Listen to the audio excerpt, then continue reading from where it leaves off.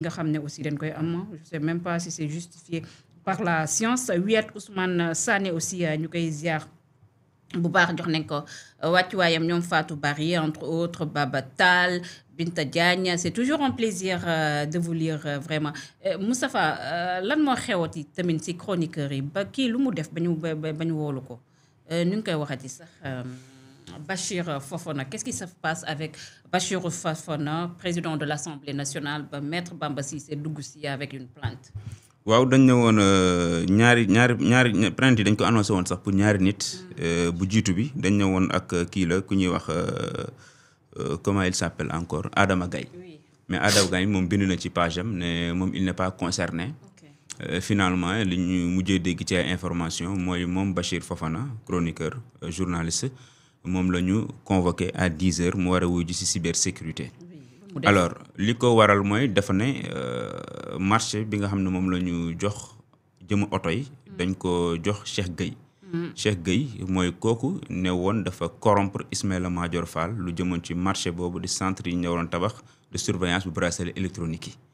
Donc mu expliqué foofu am lu mu ci waxee ne marché bi daal daanaka jox nañ ko te kooku jamono ji mi ngi am lente ak yoon.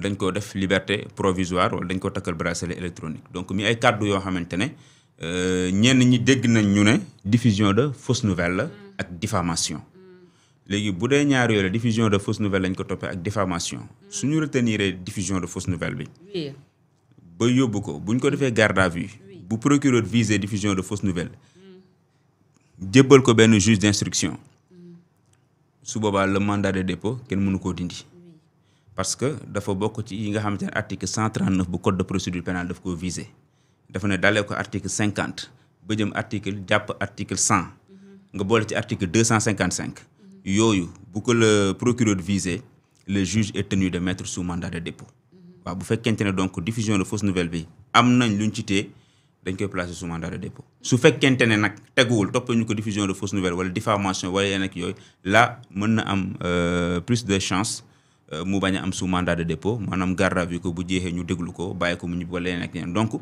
su boobaa loxo yoon lay nekk yoon mooy xool ban suite lay jox plainte bi nga xamante ne Malick Ndiaye plainte na ko loolu mooy côté juridique bi bu ñëwee ci aspect politique bi xam nga pour man damay nekk en phase ak El Malick Ndiaye ndax xam nga lu tax man musuma d'accord ñu ñëpp jàpp ay journaliste lañ pour man su ma demee ba naan marché bi dañ ko jox njàpp wala marché bi jox nañ ko Moustapha dama war a toog sama poche dama yor këyit yoo xamante ne du ma wax naan bis buñ ñëwee ne ma dangaa juum ma nangu damaa juum wala bis buñ demee ba ma d'accord damaa juum déedéet il s'agit d'une accusation wala d'un fait booy wax da nga ci war a am lu tegu wala bés boo demee bu koy junj nga ne dégg naa bul yegg ci ki ñu ko jox dégg naa sax marché bi ki ñu ko jox wax nañ ma ci dara waaye damay vérifier bu am lu ma leer ma doog wax ki ñu ko jox toujours ñu def genre nuance yooyu ñun de ki ñu wax ne moom lañ jox marché bi waaw selon samay ñi may informer selon mes sources nee nañ ma marché bi am na kuñ ko jox koo xamante ni bu dee moom la dinaa dem vérifier ji ñëwaat là di ngay jël say distance mais boo ñëwee toog nga cité nit ne diw lañ ko jox après si biiri kàddu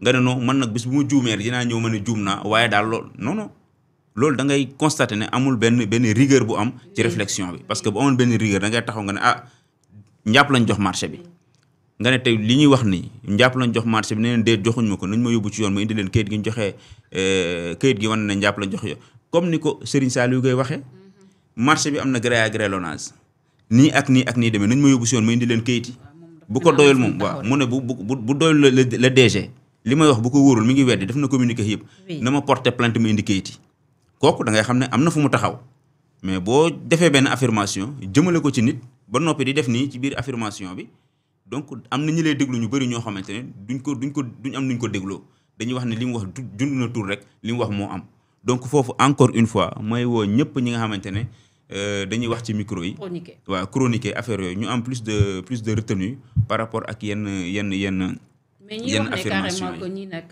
wàllum justice bi dañ siy abusé par rapport ak chroniqueurs yi ak seen sortie aussi est-ce que tamit Moustapha jar na porter plainte wala sax yóbbu cybercriminalité mais njàpp kan ban xaabaabal moo fi am ci wàllum justice mais xam nga El Malick Ndiaye n'est pas le président de la République président de la République yow soo ko waxalee dul noonu procureur mooy jóg ñu ne article bi ñu ne nuñ koy waxatee sax code pénal bi moo daal sa kaw article 254 moo dal sa kaw wala nangam ak nangam en tout cas dinañ la lii dal na sa kaw mais El Malick Ndiaye amul loolu El Malick Ndiaye moom mooy jóg mu porter la plainte moo tax avocat maître Bamba Cissé ñu jóg ne ñun dañuy porter plainte pour wax ji ñu leeral ko xam nga lu tax yi am solo du question que ni dañu bëgg ñu jàpp diw wala dañu bëgg mbir mi di yeggali ko nangam déedéet dafa fekk ne man su ma waxee dara bloqué wu ñu ma njàpp wax bloqué ñu bu yàggee lu nit wax rek dañ naan buntu la na ñëpp waxandoo te comme ñiy déglu dafa bëri mën nañu ñu distinguer li ñu wax li am ak li amul dafay baax yenn saa nga yóbbu nit si yoon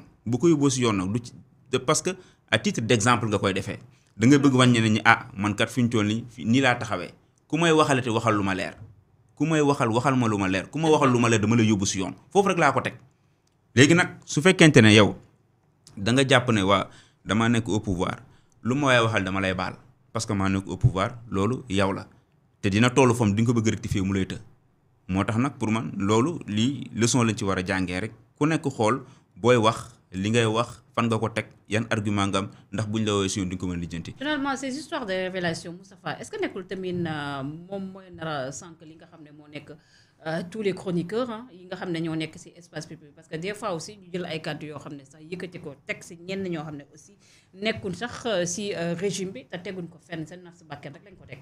waaw mais xam nga loolu moo ñu sonal révélation buzz révélation di wax na lii après ku nekk dagg ko ku nekk partage ko loolu moo ñu sonal.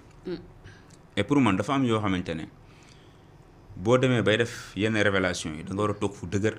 c'est vrai fu wow foo xamante ne tey jii pour ñu démonter ko du yomb. oui waaye liñ fi gis fan yi passé ñu bëri xoolal nañ ci yóbbu ci yoon yëpp après lu ñuy wax lapsus. oui damaa juum sama source moo ma nax. sama nangama na or le coup était déjà parti affaire bi dem na ba noppi.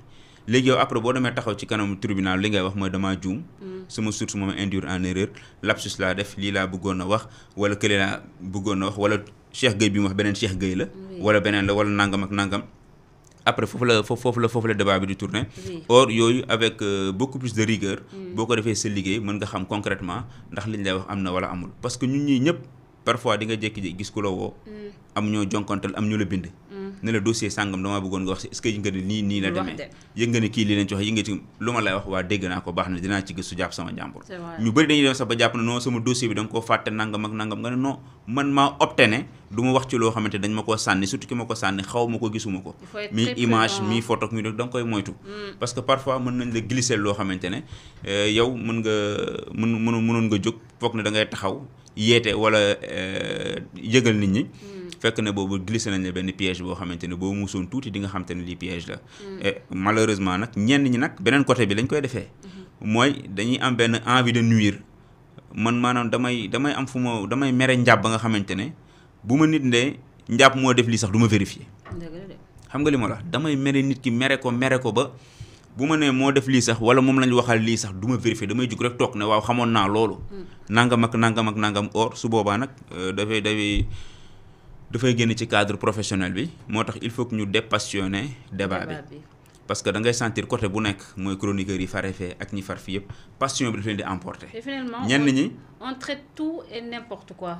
Parce que moi j'ai pas compris pourquoi les journalistes même cette histoire avec Macky Sall fu ñuy réciter Coran ñu def ko vraiment débat sur les plateaux dama toog mu ne attends ñun est-ce que ñun suñu métier bi tamit ñun ñu rax ñi du leen seppi aussi moo tax ma ne dañoo def débat bi léegi mu doon débat bu passionné. non franchement Macky Sall bu toog di ijji. lu suñu yoon. ban information moo ci am.